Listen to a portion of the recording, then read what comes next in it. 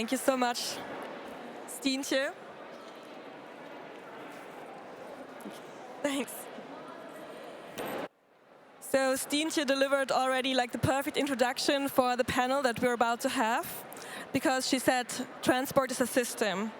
The next panel is about a mixture of leaders bringing together different modes of transport, from rail to EV, electric vehicles, and waterways. We'll discuss how we can move people and goods without burning up the planet. With me on stage are Muriel Signoret, CSO from SNCF.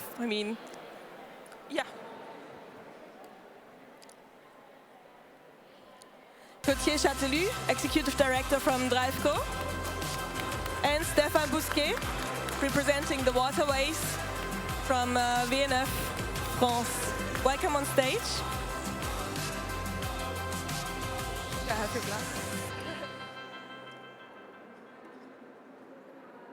Let's just switch glasses.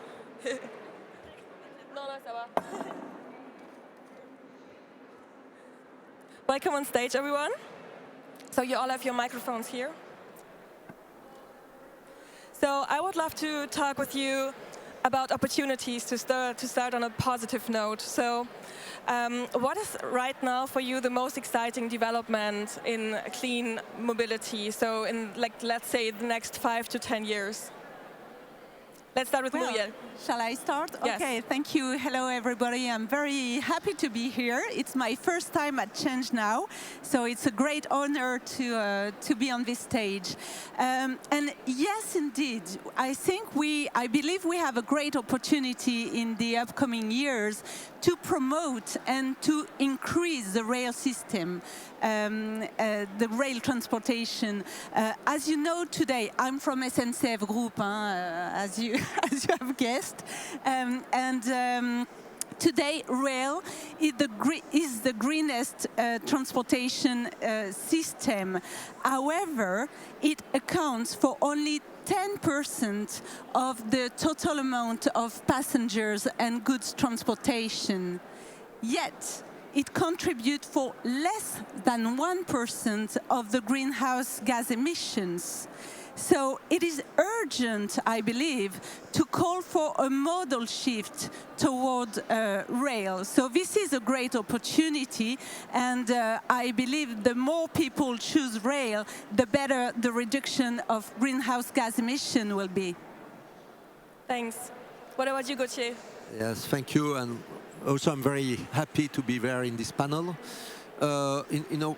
Modal shift is a key for the change and for reducing our emissions. Anyway, road transportation will remain the main mode, and very many places where you cannot replace efficiently road transportation. So we are really to decarbonize road transportation, and now we know that the only way to do it is electrical vehicles.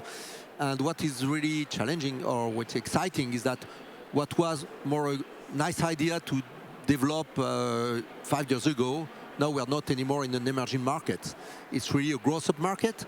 We are growing, so we are not in the pioneer time. We are really the time of industrialization of this industry. And so what is really exciting is to know how are we able to be leaders in this industrialization? Or are we going to lag behind other areas in the world? It's feasible. It's done in Norway. China is 50% EV cars now selling, so they are a huge market. They are coming in. And what is really exciting is that how can we pass from this pioneer role to being really the new mobility of the future and everything going electrical. So that's a huge challenge for us, but really exciting. Thanks. Okay, thank you. Hello, everybody. Thank you very much for this invitation to Change Now. It's the first time for us at VNF. Just made two, 3 words about VNF.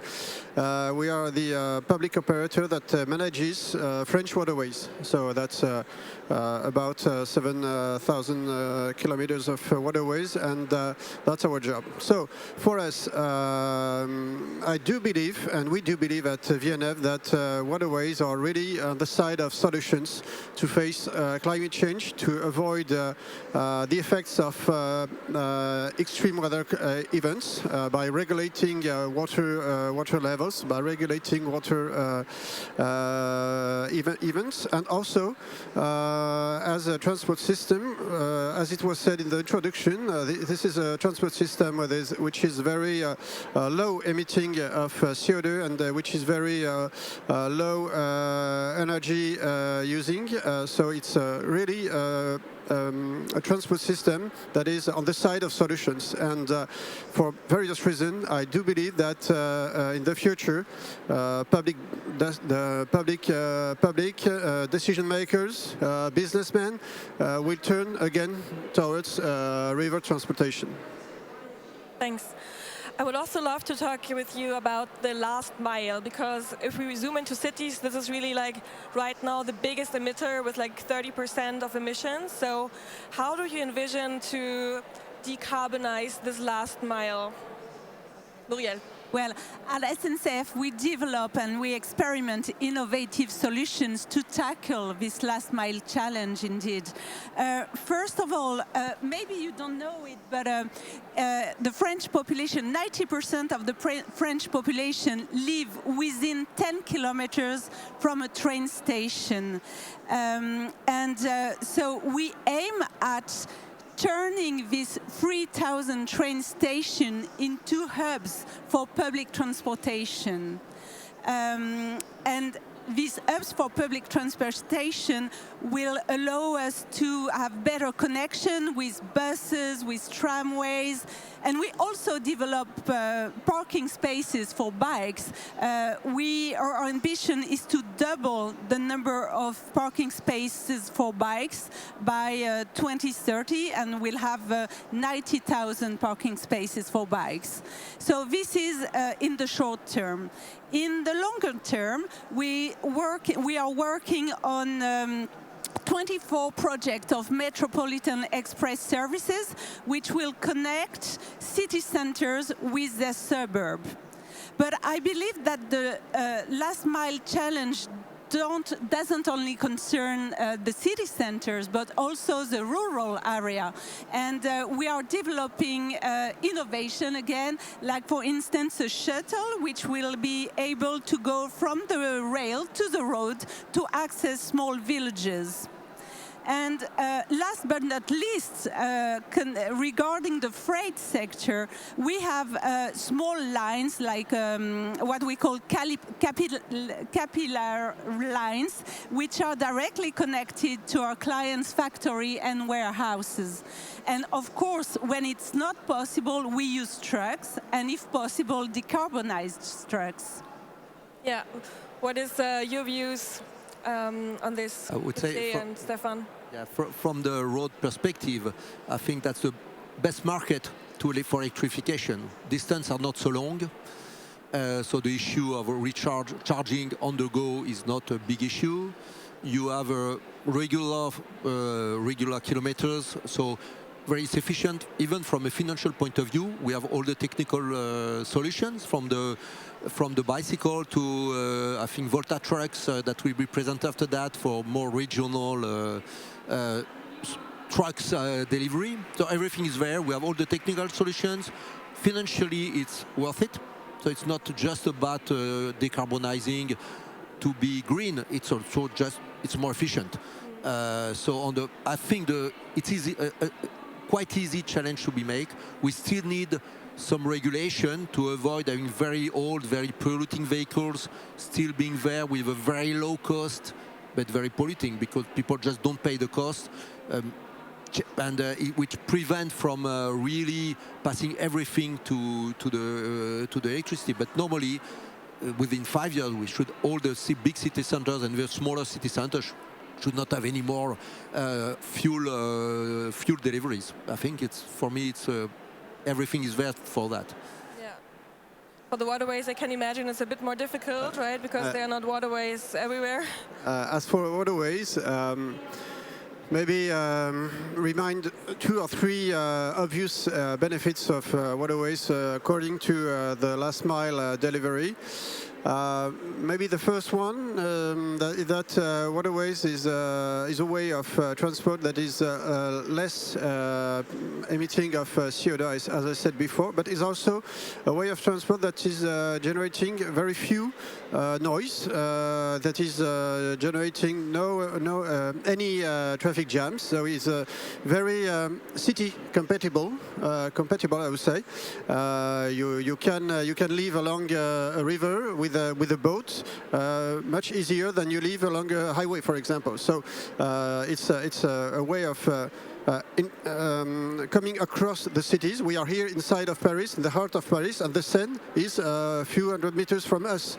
The highway is not here, but the Seine is here. So we are really inside the heart of the cities, first of all. And secondly, we have a lot of capacity reserves. We can accept, for example, in the Seine River, about 4 times more traffic than today. So it's very easy to move goods and freight by rivers. And maybe remind that this is the most ancient infrastructure of transport, because in the Middle Age, Paris and other big cities were built by bringing materials by boats, and so it's a very ancient system. And maybe for those who don't live along a river, we can combine river transport with low-emitting systems like electric cargo bicycles, or with electric trucks like IKEA, for example, with delivering its customers in Paris by using a combination of electric boats and electric trucks. So it's a way of rivers are a way of getting deliveries inside of the cities with about no noise, no pollution, and a very acceptable solution. I would also love to talk about challenges with you, and I would love to start with you, because now we have also climate change happening. So now waterways are really, like, as you said, a sustainable way of transportation. Carbon emission, they are not very high, but what happens in the future if it gets hotter, and rivers might dry out? So is this a real risk, and how do you tackle this one? So, of course, waterways have a specificity that it's an infrastructure that is a natural infrastructure, because we are depending on the weather. And of course, if tomorrow weather is harder, it's going to be harder for us to ensure and to deliver the service. So it's a problem that we take into account, of course. But I would say that we are already quite resilient about these events.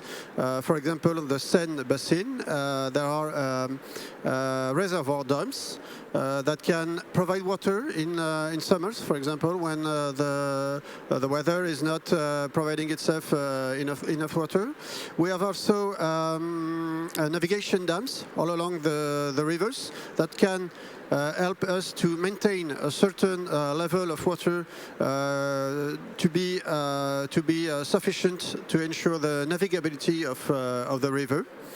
And of course, above all that, we continue to invest in our dams, in our systems, to be better on monitoring, to know better the amount of water that is coming inside our rivers and that is coming outside our rivers, and to be more efficient finally. So that's maybe a potential problem, but we face it, and we are truly confident in the fact that our resilience will be helpful for the future.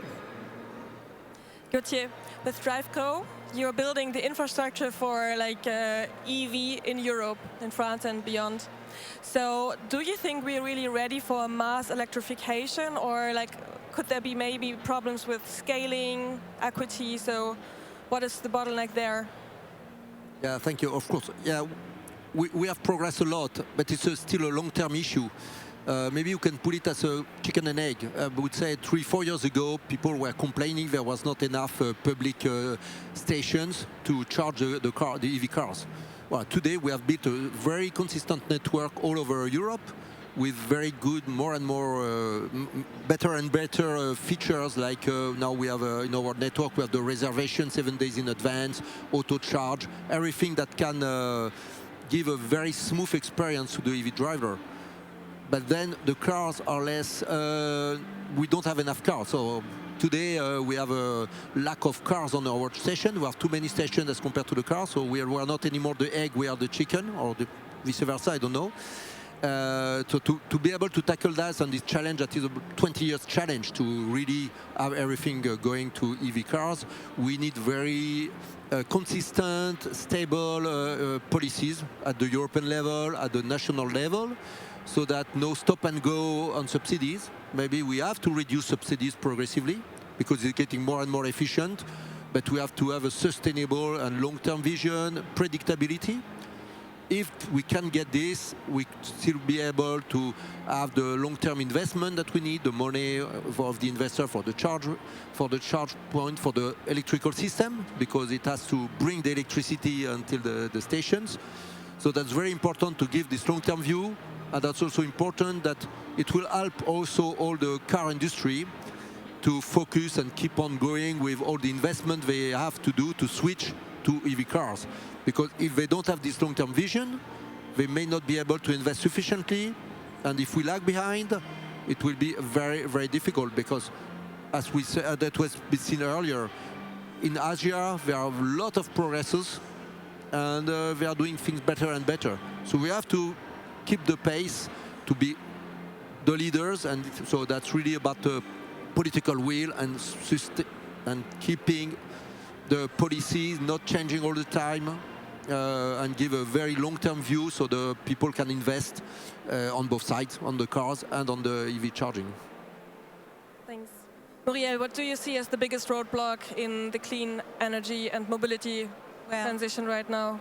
Well, as I said, to decarbonize the transport sector right now, we need to promote and to increase rail. And our ambition, our objective is to increase the market share of rail from 10 to 20%. And to do so, we need rail, we need train to be more attractive, we need to have a better quality of service, and we are well aware of that. But the mother of all battles is the infrastructure. In France, we have a very vast rail network, which is the second largest in Europe after Germany. It is also very old. The average age of our network is around 30 years. So we need to invest, to maintain it, to upgrade it, and to modernize it. We want to avoid the Germany's collapse. I don't know if you're aware of it, but the punctuality of train there dropped to 60%. 60% is an extremely bad score. In comparison, the French train, about 90% of the French train arrive on time, more than 90%. Why that? Because Germany has suffered or is suffering from decades of underinvestment. So how much do we need in France for our infrastructure? We believe we need 4.5 billion of euros a year. This is a lot of money, especially considering the economic situation and the public finance today. So we are well aware of the necessity to identify and to secure external resources.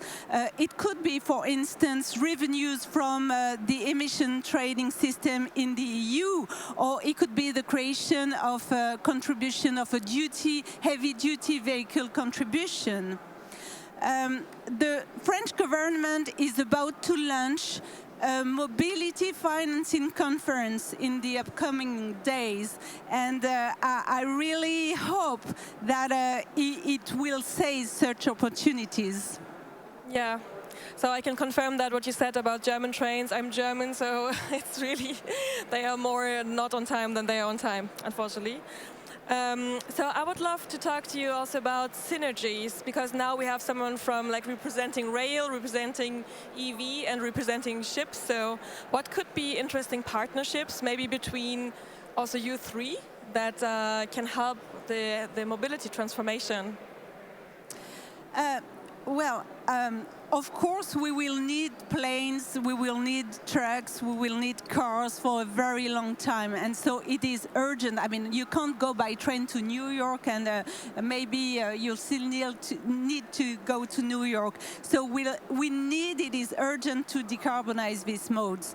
But talking maybe a little bit on a broader point of view about partnership and synergy, I want to pinpoint the fact that we need to work with all the ecosystem. It is key. We are all interdependent, and there will be no lone winner. Take purchasing, for instance. At SNCF, we buy for 60 billion euros a year from 20,000 suppliers. So we need to foster our suppliers to decarbonize, to take actions in decarbonization. So to do so, we have increased the weight of CSR criteria in the call for tenders, and we implemented a few years ago an additional 5% criteria dedicated to decarbonation. So yes, I think it is our duty, especially as a public company, to foster and to promote synergies and partnerships. What about you, Stefan? As far as we are already collaborating with the various actors, from transport actors, we are partners with the SNCF, for example, to provide complete solutions for industrial that want to move goods. We also work with energy specialists, for example, to identify alternative solutions for fueling our boats, like electrifying, of course, but also biofuel, hydrogen. This is very, very important for us to innovate on this various fields, and we are an activity sector, a business sector that is too small to innovate alone. So we work with other many other actors on energy, and we also work with our users, with the company, with the shippers. For example, for the Olympic Games in Paris, it was a wonderful opportunity to greenize the float of the boats that are working in the Paris sector. About 1/3 of them were electrified for the opening ceremonies of the Olympic Games. So we do many things for innovation, for decarbonize still farther than we are already today, and we do that with other partners, of course. Quickly to you. Yeah, there are two levels. On the global car industry and mobility industry, we need to have all the actors being in line with going to electrification. We have a lot of pure players, like we are. So we are only interested in EV cars. But you have all the incumbent, the old car manufacturer, all the company, the services around it, leasers, sellers, and so on, who are still dominated by a fuel car industry, because we are still selling more cars. So it's very difficult for them to change their model, to go to the EV cars, a new formation. They need to be. So there is a lot of education, and I think we need to this effort in education in all the sectors, and also to the people to say, no, EV cars, it's good, and it's easy, it works well. You have all the solutions for charging. So we have this is a synergy, I would say, between all the players, the ecosystem, and also toward with the public authorities, toward education of the saying, no, it's easy to do EV car today, and it's becoming even economical to have an EV car. And on the second hand, we need to improve the interfaces between the different modes. I think that we need to have easier interface between the rail and the trucks. And it would be stupid to have a few trucks coming and charging on a train. We should have everything electrified from the train to the truck. Maybe also electrified train somewhere, sometime. And the same for passengers. So we have to improve the intermodality hubs, focusing on efficiency, fluidity, but also on bringing the good energy solutions. Maybe hydrogen is one of the elements, electricity, and mutualizing, not thinking each mode adjacent, but together. So to improve this intermodality, which is key also, because it's not only about electrifying the trucks. We need some more goods to be on the railways or on the rivers or canals. Thank you so much. Unfortunately, our time is up already with this amazing panel. Thank you so much for your insights. It was really interesting. And yeah, if you have more questions to the panelists, please find them later. Thank you so much. Okay.